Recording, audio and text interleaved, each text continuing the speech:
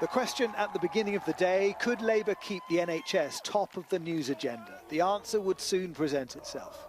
A leaked phone conversation with John Ashworth, the Shadow Health Secretary, criticising his leader's popularity. If you're in sort of small town Midlands and North, it's abysmal out there.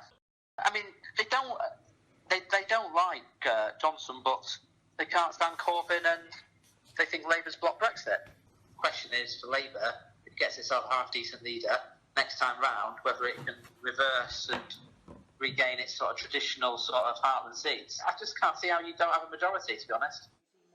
In his conversation with a Conservative friend, Mr Ashworth also said the civil service machine would quickly move to safeguard security if Mr Corbyn became Prime Minister.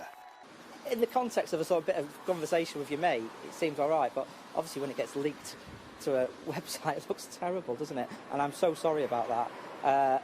But I was just trying to wind him up a bit. In Morecambe, Mr Corbyn visited a school that had its own political cabinet of pupils, perhaps easier to control than his own. Then it was up to Carlisle, where he faced up to Ashworth's comments. It's not the kind of stuff I would do, not the kind of way I would talk to anybody, but John has called me, made it very, very clear, and, you know, John has been a fantastic Shadow Secretary of State for Health. Meanwhile, Boris Johnson came up with a new way of delivering a now familiar message. It's the red wall he'll need to break on Thursday if he's to get his majority. But he's convinced this slogan can do it. Good. Both men have one day left to gain the confidence of the British electorate. Jason Farrell, Sky News. And the latest YouGov poll shows the Tory party's lead has been slashed as the race for number 10 tightens in the final week of the campaign. The poll shows Boris Johnson still on course to secure a 28-seat majority in the Commons, enough to secure his Brexit plan, but a hung parliament is now within the poll's margin of error. A 28-seat victory would be an improvement on the party's disastrous 2017 result, but not the landslide predicted by the poll in the weeks prior. Polling also showing that Labor loses 31 seats, but gains for its prospective minor parties, the SNP and the Liberal Democrats. And Sky's Laura Jays is in London and says leading candidates Boris Johnson and Jeremy Corbyn have been forced to respond to some very public criticism.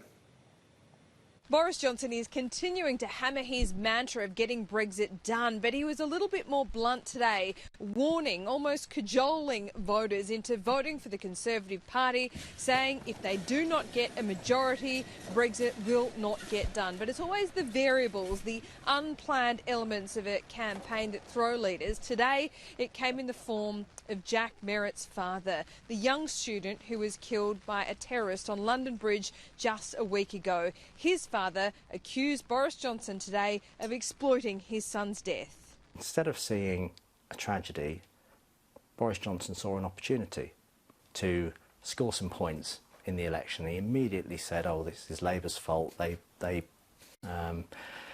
allowed this to happen. They had this early release policy and so on." Jeremy Corbyn and the Labor Party had some distractions of their own today too. The Health Secretary caught out in a secret leaked tape blaming Jeremy Corbyn for what he sees as an impending loss. They don't like Johnson, but they can't stand Corbyn and they think Labour's blocked Brexit. The first Christmas election wouldn't be complete without exploiting the famous movie Love Actually, and Boris Johnson is trying to use this to his advantage just 2 days out from polling day.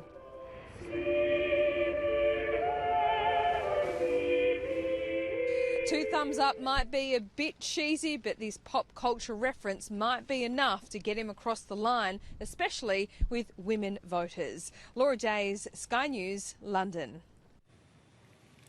And leaders are concentrating final campaign efforts in the north of England and the Midlands, where Boris Johnson needs to wrestle seats off Labor if he's to have any chance at securing a majority government. Laura Jays travelled 3 hours north of London to Lincoln, where voters seem to be wrestling with the unpopularity of both men and what to do about Brexit. Obviously no one in their right mind would vote for the Labour Party with a madman like Corbyn in charge. Corbyn gets in, it will be a disaster. Anyone who's working class that doesn't vote for the Labour Party is slightly difficult to understand. I just feel that Jeremy Corbyn is offering a lot of things he can't provide. Yeah, it'll have to be Boris, there's no one else. I've never voted anything different. I mean, I've always voted Labour. That's between me and the ballot box. I don't really know too much about it. I need to do my research. Yeah.